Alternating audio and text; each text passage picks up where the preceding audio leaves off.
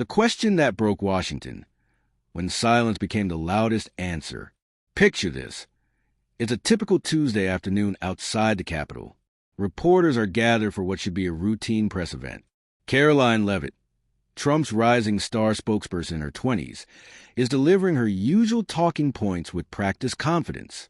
Then Jasmine Crockett steps forward with 14 words that would shatter everything. Were you instructed to redirect questions about the sealed court files? What happened next lasted only seconds, but it would trigger a political earthquake that's still sending shockwaves through Washington today. The setup: Karoline Leavitt wasn't supposed to be vulnerable that day. At just 25, she'd built herself into Trump's most trusted media warrior. Born in New Hampshire to small business owners, she didn't come from political royalty, but she had something more valuable: the ability to stay calm under fire and deliver any message with unwavering certainty. By 23, she was Trump's assistant press secretary. By 25, she was the face of his movement on every major conservative network. Fox News, Newsmax, OAN. She was their go-to defender, armed with airtight talking points and unshakable loyalty. But loyalty in politics is a double-edged sword. And for weeks, rumors have been circulating in D.C.'s back channels about something troubling. Legal experts had noticed something odd. Karoline's interviews contained phrases that were showing up word for word in sealed court documents. Not similar language, identical phrases. Preventative strategic alignment. Transition silence window. These weren't common political terms. They were buried deep in confidential legal filings that only a handful of people should have seen. How was a spokesperson with no official legal role using exact language from sealed documents before they became public? The trap is set. Jasmine Crockett knew something was wrong. As a former public defender, she'd seen what happens when people stay silent too long about corruption. She'd been getting tips for weeks. Specific ones about someone in Trump's orbit having advanced access to sealed court materials. When she saw Karoline's name on that day's press lineup, something clicked. This wasn't coincidence. Crockett requested to attend even though she wasn't originally scheduled. According to her staff, she told them, "I'm not going to let this one walk past me." She wasn't planning to humiliate anyone. She just wanted to ask one direct question and see what happened when the cameras were rolling and there was no rehearsed script to hide behind. The moment everything changed. Karoline was mid-sentence about energy policy when Crockett stepped forward. No smile, no pleasantries, just calm determination. "I've got a question," Crockett said, loud enough for everyone to hear. "Were you instructed to redirect questions about the sealed court files?" The transformation was instant. Karoline's practiced confidence cracked. She blinked rapidly, her voice pitched higher. "Excuse me?" But Crockett didn't back down.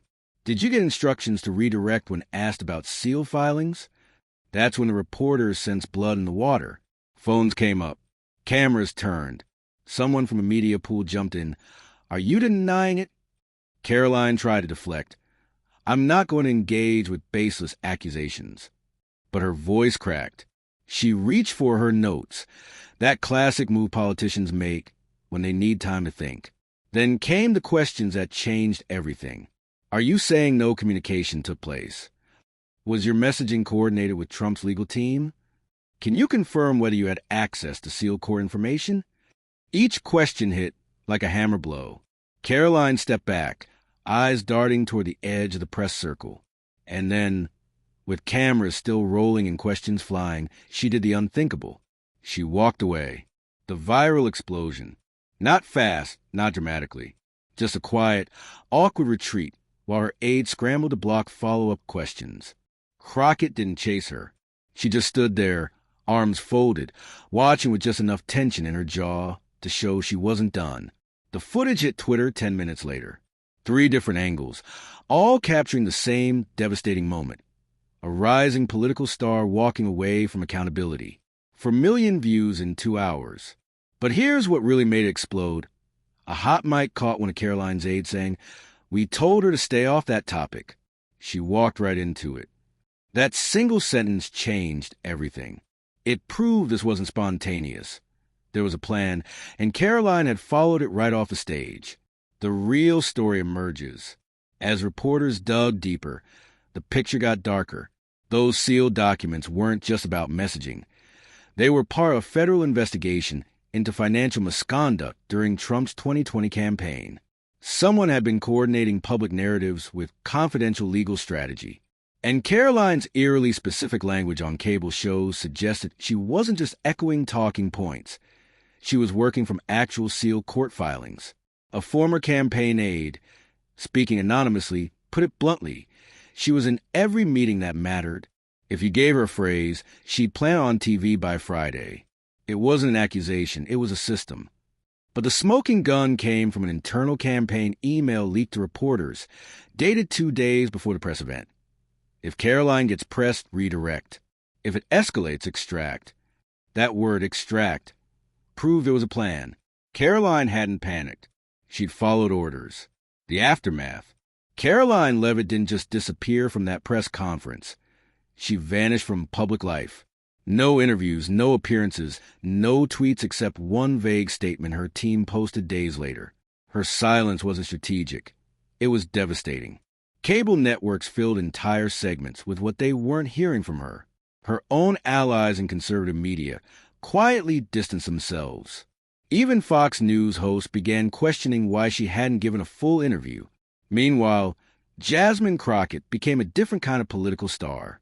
Not because she'd attacked anyone, but because she'd asked a question everyone else was afraid to ask. When reporters asked if she believed Karoline had broken the law, she simply said, "I asked a question. That's it. It's up to others to decide whether the silence means anything." Two visions of leadership. What happened next revealed something profound about American politics. This wasn't just about two women or one confrontation. It became a mirror reflecting what we expect from our leaders. For some, Karoline was a victim, a young conservative woman blindsided and abandoned by the system that used her. They saw loyalty punished and wondered who would be brave enough to serve if this was the price, or an answer that never comes. For others, Crockett represented something they've been waiting for, someone willing to break the comfortable silence that protects the powerful. Here was a woman who stayed and spoke while others walked and stayed quiet. The visual alone became symbolic. One woman pressing forward with questions, the other retreating into silence. The price of truth. Neither woman walked away unchanged.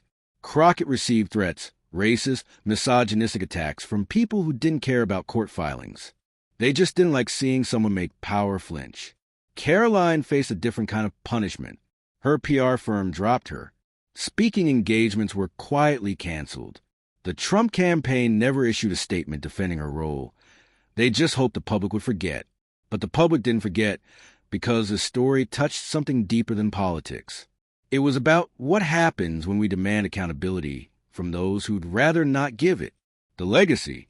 Today, Karoline Leavitt has largely faded from the spotlight.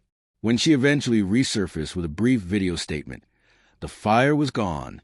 The confidence felt practiced, scripted. She'd been diminished by her own silence.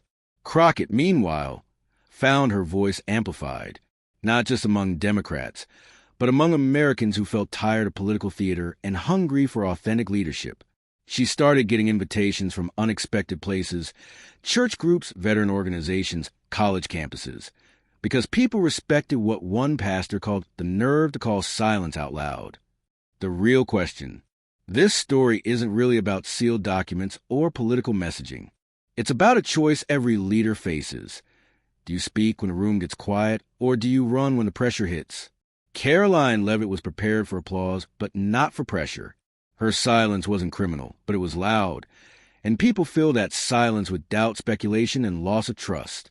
Jasmine Crockett proved that sometimes one well-timed question can accomplish more than a dozen speeches, not through ambush or attack, but by asking what needed to be asked and standing still let the silence reveal its own truth. In the end, the confrontation outside Capitol Hill reminded us of something we'd almost forgotten. Leadership isn't just about what you say when you're comfortable. It's about what you don't run from when the stakes are high. The choice, as it always has been, is simple. Speak or be spoken for.